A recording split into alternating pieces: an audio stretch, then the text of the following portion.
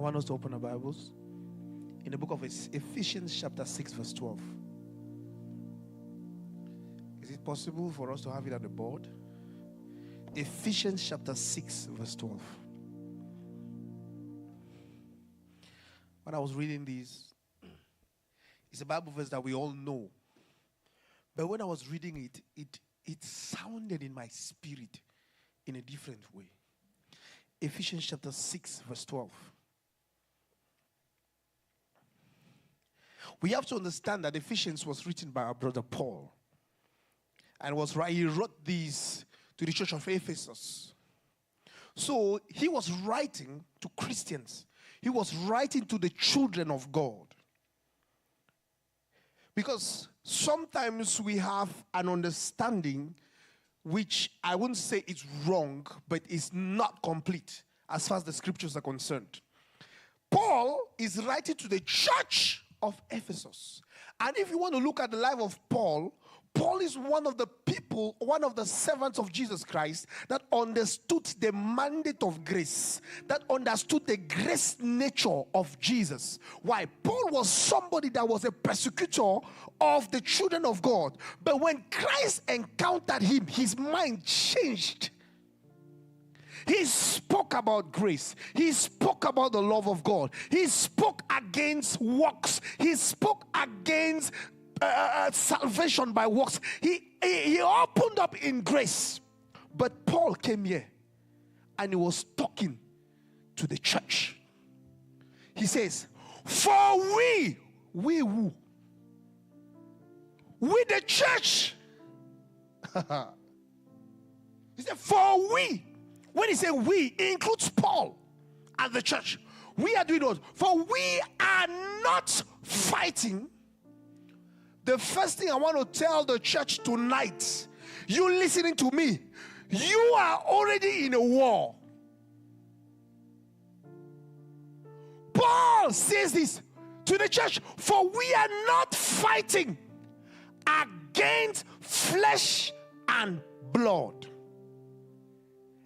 Any child of God that does not understand that he is already in a war, not against flesh and blood.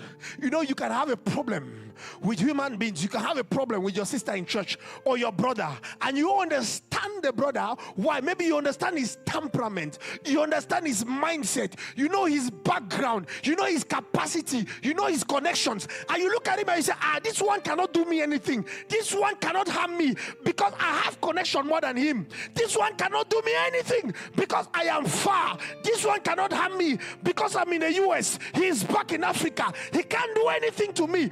That is not your enemy. He says, for Golgotha, for children of God, for you identify yourself with Christ. You are not fighting against flesh and blood enemies. But look at your enemy. But against what? Evil rulers. We are talking about the church. The church is in battle. The church is in war. Your life is in war. Against what? Evil rulers and authorities of foreseen, unseen world. Against mighty powers in this dark world. If you just say against powers, we think it's small. Against mighty powers. As a Christian, you are in war. As a Christian, your life should be saturated with prayer. As a Christian, you can't sleep for a week without praying. As a Christian, you can't sleep all night without praying, because you are under a battle. You are in a battle against powers and principalities, against kingdoms of darkness. They are fighting your life every day. They are fighting your family every day. They are fighting your church every day. They are fighting your business every day. As children of God, you must understand this. I don't care if you believe it or not. There is already a war waged against you. There is a war waged against your life. You are too precious for the devil to let you go this way. You are too precious for the devil to just allow your things flow the way they flow. Why do you ask yourself, why is this happening to me? Why is this running through me? Why am I going through what I'm going through? There is a war. There is a war. Yesterday I got up in the night. I was trying to pray. I was trying to say, God, I tried to have fellowship with the Lord. I could feel how it was heavy on me. There is a battle, and the only way to fight this battle is to fight the battle with a weapon of prayer. Is to fight the battle with a weapon of prayer. You can't fight principalities with money. You can't fight principalities with connection. You can't fight principalities with nationality or citizenship. You can't fight principalities with paperwork. You can't fight principalities with certification. You can't fight principalities with your mindset. You can't fight principalities with your education. You only fight principalities with prayer and the word of God.